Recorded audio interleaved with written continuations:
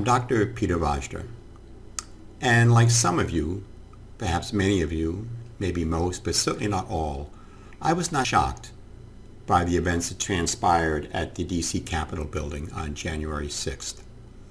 And like some of you, many of you, most, but maybe not all, I wasn't surprised by the events that transpired at the Capitol building. So what I want to explore with you is how we got here. And at this point, I'm not interested in the law enforcement aspects of what happened during the insurrection, nor am I interested in the politics. So what I want to explore with you is the foundation, the psycho-emotional foundation, foundational forces that seem to be operating when people act out on their terror, their aggression, their fear, their rage, maybe their depression. So before moving on, I want to define two terms. The first is trigger. And for our purposes, a trigger is a person, a place, an event, a circumstance, an object outside of yourself that gives rise to your reactivity. And a cause is the psycho-emotional forces within you that drive your reactivity. So as human beings, we come across thousands of triggers in our daily lives. People, places, circumstances, events, even objects. And as human beings, we react to those triggers in different ways. And so what I'm curious about is what brings someone to react the way he or she does to a particular circumstance or event. And our reaction is based on our history, our memory, and our experience. Our emotional reactivity is a function of our history, our memory, and our experience. So the question really is, where do we begin to be angry, to be aggressive, to be hateful, rageful? It didn't begin with the election. It didn't begin last year or the year before. It began in childhood. And the way we were raised has a great deal to do, a lot to do, with our psycho-emotional state. So psychologists will tell us that the average adult is essentially a 4, 5, 6-year-old in an adult body wearing adult clothes. And so we have the common expressions, grow up or stop acting like a child. So what I want to do now is present 3 ways that childhood wounding occurs. And after that, I'll come back.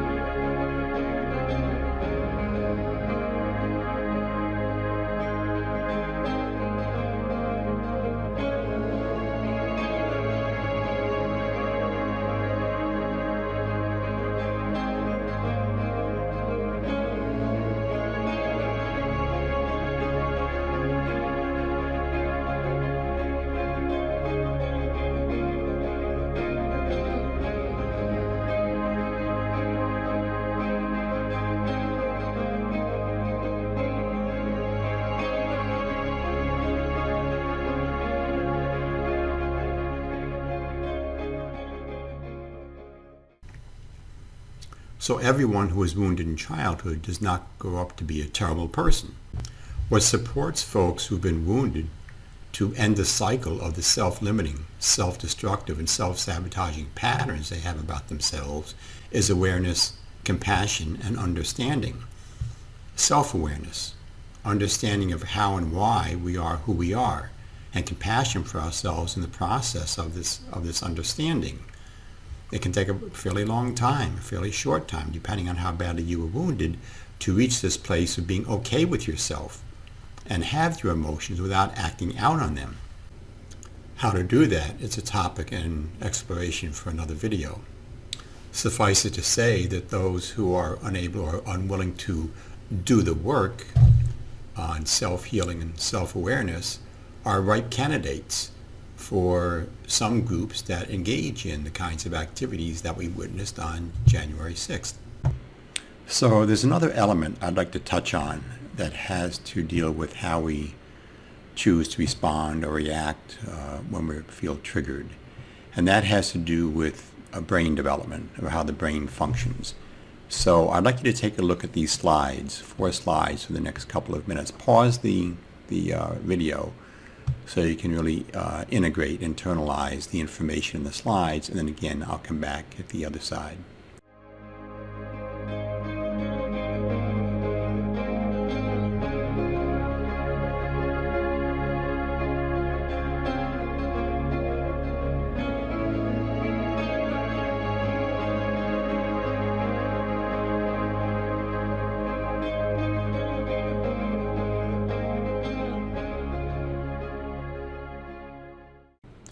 So this piece about the brain is a very important aspect to consider when people are being reactive.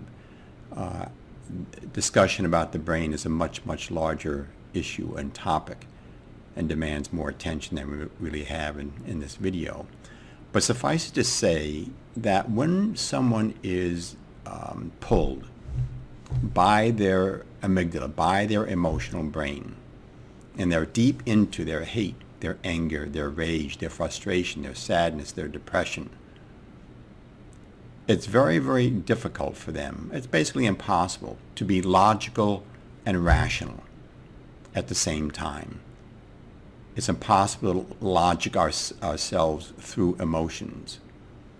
And when this happens, it's important to understand that it's well nigh impossible to be able to rationalize with somebody, to have a rational conversation with someone who is succumbing to their anger, their hate, their rage.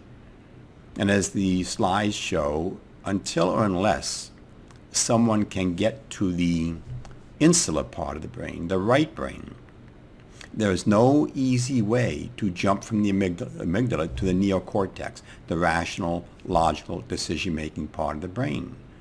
We know this when we've had arguments with people and heated discussions with folks, family, friends, relatives, and we want to help them to see the truth.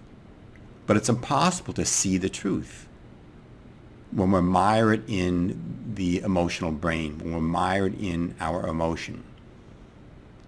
So the key is to somehow work with folks to get them to a place where they can enter the insular part of the brain, where they are more peaceful, more at ease, more at rest, and then work through what it is that's bothering them, what it is they're bothered by. So based on their childhood development, many of these folks who feel alienated and isolated and disengaged from social norms, powerless, unseen, unappreciated, unacknowledged, often have a tendency to join groups or gangs.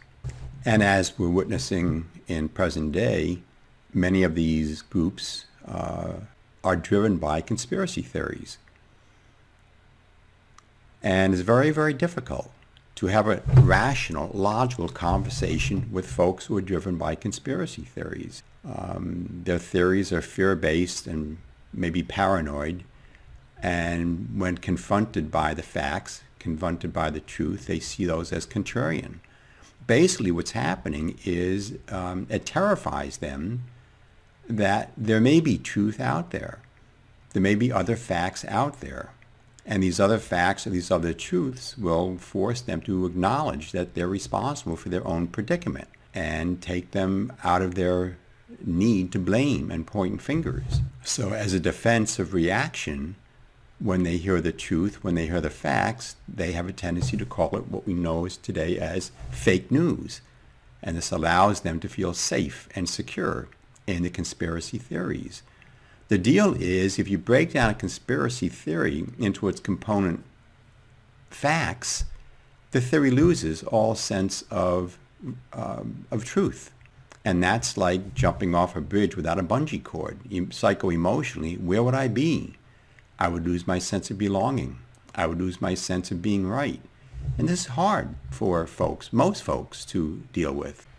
What's interesting to me, in a frustrating way, is listening to all the pundits, all of the experts on talk shows these days, where their emphasis is on trying to be logical and rational with folks who don't understand logic and rationality, with folks who are so caught up in their emotional brain that they couldn't be rational and logical if they tried. And yet we continue to hear the same suggestions from these experts over and over again. We heard it all during the summer, during the BLM movements, the Black Lives Matter movements.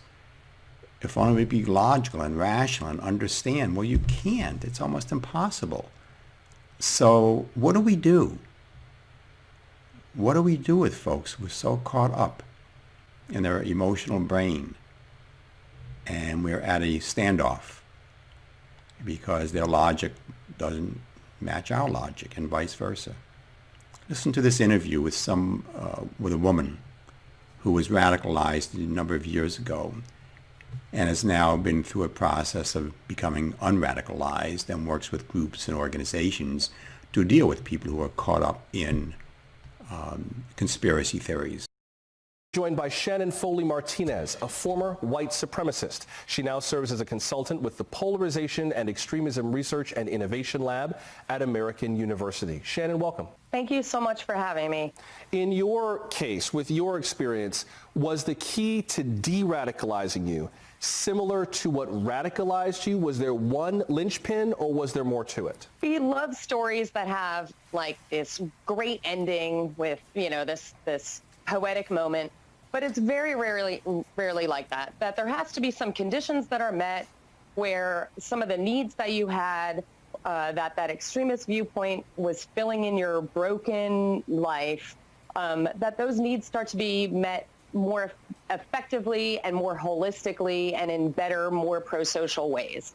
Basically, I ended up being taken in by a family and had a place where I felt like I really belonged, and a place where I felt like I was seen and heard and loved and was able to give love.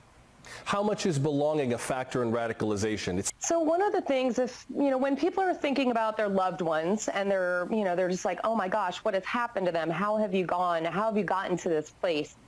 Knowing that they want to feel seen and they want to feel heard and they want to feel like they have meaning and connection to something that feels meaningful in their life. They want to have a place where they belong and where it feels like they are empowered, where in the rest of their life they are probably coming from some sense of deep disempowerment. You deal with a loved one who starts to either get radicalized or fall into like an online rabbit hole that just looks inherently destructive. Are there do's and don'ts for that? So on the one hand, you have to have personal boundaries, right? Like you have to say, this behavior isn't okay. I don't want to engage in this particular kind of conversation with you. These terms, these, derogatory terms or whatever are not acceptable when we're talking. On the other hand, we do also know that, unfortunately, offering alternative facts is not a very effective mechanism for helping to off-ramp people from what they're believing. That the most effective thing that you can possibly do is to help break the world that they're building, because they're building a world and an echo chamber that they're living inside of without recognizing that that's what they're doing. One of the most effective things that we can do is actually offer experiences that are outside of that world, whether that's going for a walk in the woods, whether it's watching an unrelated, non-political TV show together, whether it's volunteering somewhere in the community together, something that is outside of the world that they live in and is connecting deeply with, empathy to them as a human being. Yes, a human being possibly engaged in, very, vile and confusing and often hurtful rhetoric and behaviors. But if they are our loved one, it is our responsibility to reach out with empathy to try to connect with them and connect them with these outside of the world that they've built experiences. Before we go. I've helped people and mentored people leave groups like the Base and Atomwaffen and some really violent stuff. And I don't engage in conversations about their beliefs at all. I try to meet them where they're at, set some boundaries about what I will talk about and what I won't talk about, and then just try to help them figure out the needs that they have that have fueled them to get where they are in the first place and give them experiences outside of that world. So how did we get here? We're talking about folks who have been wounded from very early on in their lives to a place where they are acting out because they feel unseen, unacknowledged, powerless, and the like. And from my experience, no amount of cognitive, intellectual, mental, rational approaches, arguments, facts are going to support many of these folks to transition from where they are to a place where they can be more accepting of themselves in a society that is open to them and accepting of them. Logic and rationality don't do it. And we've seen over the last year, 100 years, hundreds of years, that having logical, rational arguments and approaches don't work. So the answer is simple. Until or unless we come from our hearts, we have empathy and compassion for people who are hurting, then hurt people are going to continue to hurt people. In my work as a coach, dealing with individuals and couples and groups, and there's conflict, the first question I always ask is, how am I contributing to the conflict? That's the first question each of us has to ask. How am I contributing to the conflict? Mentally, physically, emotionally, spiritually, psychologically. Because it starts with me. It's not about it, him, her, or them. It's about me and my beliefs, my assumptions, my perception, my stories, my expectations that I bring to my world. And these beliefs and stories and expectations, for the most part, we created when we were young. And over time, we reinforced them and reinforced them and reinforced them. And oftentimes, most times, these expectations and stories, assumptions, etc., are not just wrong, but they are self-limiting, self-sabotaging, self-defeating.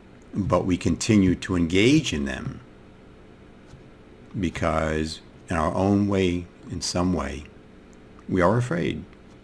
We're afraid of being hurt. We're afraid of being wrong. We're afraid of being unseen. So that's the important question for all of us, for each of us to ask is, how am I contributing to the conflict?